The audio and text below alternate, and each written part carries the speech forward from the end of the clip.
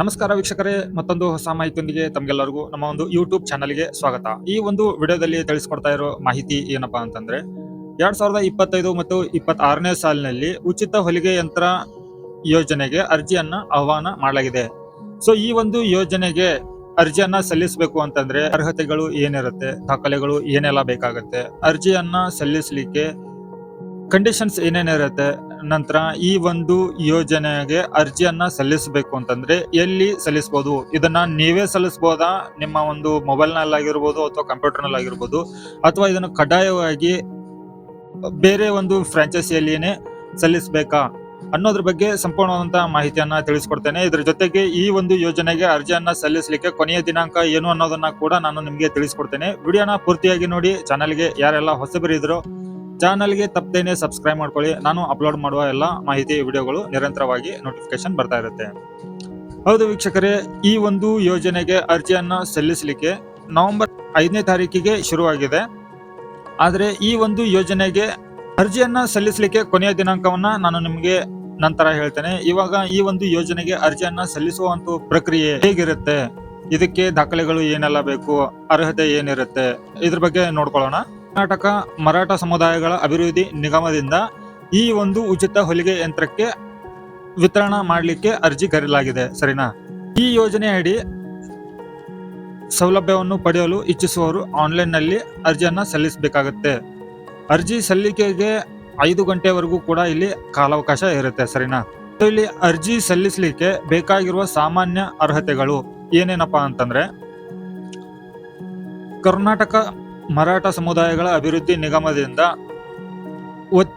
ನಿಗಮದ ವತಿಯಿಂದ ಈ ಯೋಜನೆಗೆ ಅರ್ಜಿಯನ್ನ ಕರೆಯಲಾಗಿದೆ. ಈ ಯೋಜನೆಗೆ ಅರ್ಜಿಯನ್ನ ಸಲ್ಲಿಸುವವರು ಯಾವ ಕೆಟಗರಿಯವರು ಅರ್ಜಿಯನ್ನ ಸಲ್ಲಿಸಬಹುದು? ಪ್ರವರ್ಗ ಬಿ ಅಡಿಯಲ್ಲಿ 2A ಇಂದ 2F ವರೆಗೆ ಬರುವಂತ ಎಲ್ಲಾ ಸಮುದಾಯಕ್ಕೆ ಸೇರಿದವರು ಈ ಒಂದು ಯೋಜನೆಗೆ ಅರ್ಜಿಯನ್ನ ಸಲ್ಲಿಸಬಹುದು. ಸರಿನಾ? ಇಲ್ಲಿ ಕೆಟಗರಿ ವೈಸ್ ನಿಮ್ಗೆ ಒಂದೊಂದಾಗಿ ಹೇಳೋದಕ್ಕಿಂತ ಇಲ್ಲಿ 2A ಇಂದ 2F ವರೆಗೂ ಬರುವಂತ ಎಲ್ಲಾ ಸಮುದಾಯದವರು ಇಲ್ಲಿ ಅರ್ಜಿಯನ್ನ ಸಲ್ಲಿಸಬಹುದು. ಇಲ್ಲಿ ಜಾತಿ ಮತ್ತು ಆದಾಯ ಪ್ರಮಾಣ ಪತ್ರವನ್ನ ಹೊಂದಿರಬೇಕು. ಜಾತಿ ಮತ್ತು ಆದಾಯ ಪ್ರಮಾಣ ಪತ್ರ ನಮೂನೆ 3B ಯಲ್ಲಿ ಪಡೆದಿರಬೇಕು. ಪ್ರಮಾಣ ಪತ್ರವು ಚಾಲ್ತಿಯಲ್ಲಿ ಇರೋದು ಕಡ್ಡಾಯ. ಸೊ ಒಂದ್ ವೇಳೆ ಎಕ್ಸ್ಪೈರ್ ಆಗಿತ್ತಂದ್ರೆ ನೀವು ಮತ್ತೆ ಅರ್ಜಿಯನ್ನ ಸಲ್ಲಿಸ್ಬಿಟ್ಟು ಅದನ್ನ ಪಡೆದುಕೊಂಡು ಆ ನಂತರ ಈ ಯೋಜನೆಗೆ ಅರ್ಜಿಯನ್ನ ಸಲ್ಲಿಸ್ತಕ್ಕದ್ದು. ಸರಿನಾ? ಇಲ್ಲಿ ಎಕ್ಸ್ಪೈರ್ ಆಗಿರುವಂತ ಒಂದು ಪ್ರಮಾಣ ಪತ್ರವನ್ನ ನೀವು ಲಗತ್ತಿಸಿದ್ರೆ ರಿಜೆಕ್ಟ್ ಆಗುತ್ತೆ. ಸೊ ನಿಮ್ಗೆ ಉಚಿತ ಹೊಲಿಗೆ ಯಂತ್ರ ಸಿಗೋದಿಲ್ಲ. ಅರ್ಜಿದಾರರು ಕರ್ನಾಟಕ ರಾಜ್ಯದವರು ಆಗಿರಲೇಬೇಕು.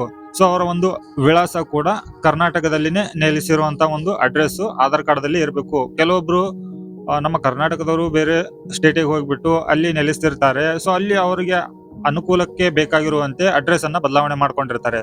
ಸೊ ಅವಾಗ ಅವ್ರು ಕರ್ನಾಟಕದವ್ರು ಇದ್ರೂ ಕೂಡ ಅವರ ಅಡ್ರೆಸ್ ಬೇರೆ ಸ್ಟೇಟ್ ನಲ್ಲಿ ಇತ್ತಂದ್ರೆ ಅಂತವ್ರಿಗೆ ಇಲ್ಲಿ ಅರ್ಜಿಯನ್ನ ಸಲ್ಲಿಸ್ಲಿಕ್ಕೆ ಆಗಲ್ಲ. ಯಾಕಂದ್ರೆ ಅವರ ಪ್ರಮಾಣ ಪತ್ರ ಆಗಿರ್ಬೋದು, ಅವರ ಆಧಾರ್ ಕಾರ್ಡ್ ನಲ್ಲಿ ಇರುವಂತಹ ವಿಳಾಸ ಆಗಿರ್ಬೋದು ಬೇರೆ ಸ್ಟೇಟ್ ಇಂದ ಇರುತ್ತೆ. ಅಂತವ್ರು ಇಲ್ಲಿ ಅರ್ಜಿಯನ್ನ ಸಲ್ಲಿಸ್ಲಿಕ್ಕೆ ಆಗೋದಿಲ್ಲ. ಇದು ಕ್ಲಿಯರ್ ಆಗಿ ಹೇಳ್ತಾ ಇದ್ದೀನಿ.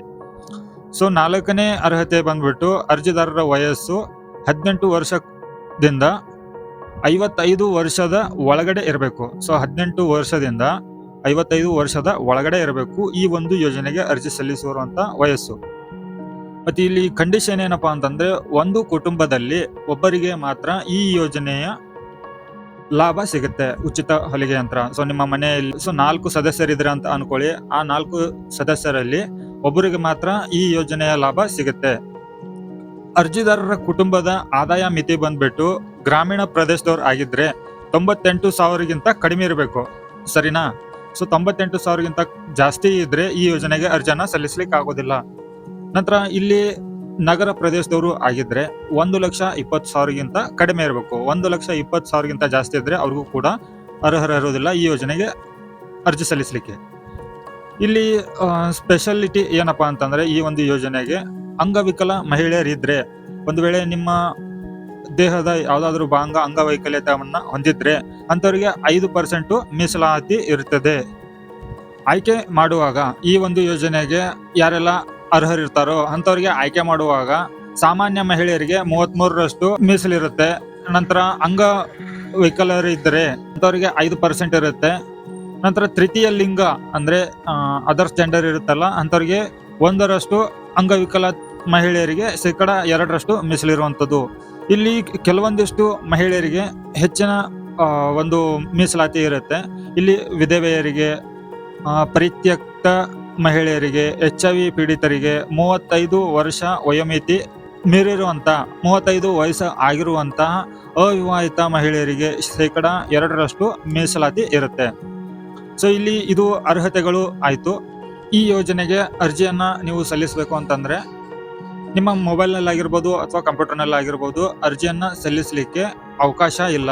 ಸೊ ಈ ಒಂದು ಯೋಜನೆಗೆ ಅರ್ಜಿಯನ್ನ ಸಲ್ಲಿಸಬೇಕು ಅಂತಂದ್ರೆ ನೀವು ಕಡ್ಡಾಯವಾಗಿ ಗ್ರಾಮವನ್ನು, ಬೆಂಗಳೂರುವನ್ನು, ಕರ್ನಾಟಕವನ್ನು ಮತ್ತೆ ಬಾಪೂಜಿ ಸೇವಾ ಕೇಂದ್ರ ಅಥವಾ CSC ಸೆಂಟರ್ಗಳಂತಹ ಗ್ರಾಹಕ ಸೇವಾ ಕೇಂದ್ರಗಳಿಗೆ ಹೋಗ್ಬಿಟ್ಟು ನೀವು ಅರ್ಜಿಯನ್ನ ಸಲ್ಲಿಸಬೇಕು. ಸೊ ನಿಮ್ಮ ಮೊಬೈಲ್ನಲ್ಲಿ ಸಲ್ಲಿಸಲಿಕ್ಕೆ ಆಪ್ಷನ್ ಇಲ್ಲ. ಇದು ಕಡ್ಡಾಯವಾಗಿ ನೀವು ಹತ್ತಿರದ ಗ್ರಾಹಕ ಸೇವಾ ಕೇಂದ್ರಗಳಿಗೆ ಹೋಗ್ಬಿಟ್ಟು ಅರ್ಜಿಯನ್ನ ಸಲ್ಲಿಸಬೇಕು. ಬೇಕಾಗಿರುವ ದಾಖಲೆಗಳು ಏನು ಅಂತ ಅನ್ನೋದಾಯ್ತು ಅಂತಂದ್ರೆ ಜಾತಿ ಆದಾಯ ಪ್ರಮಾಣ ಪತ್ರ, ವಾಸಸ್ಥಳ, Aadhaar card, ration card, Aadhaar ಕಾರ್ಡ್ಗೆ ಲಿಂಕ್ ಇರುವಂತಹ ಮೊಬೈಲ್ ನಂಬರು ಮತ್ತೆ ನಿಮ್ಮ ಬ್ಯಾಂಕ್ ಪಾಸ್ಬುಕ್. ಸೊ ಇಷ್ಟು ದಾಖಲೆಗಳು ನೀವು ರೆಡಿಯಾಗಿ ಇಟ್ಟುಕೊಂಡು ಈ ಒಂದು ಯೋಜನೆಗೆ ಅರ್ಜಿಯನ್ನ ಸಲ್ಲಿಸಲಿಕ್ಕೆ ಅವಕಾಶ ಇರುತ್ತೆ.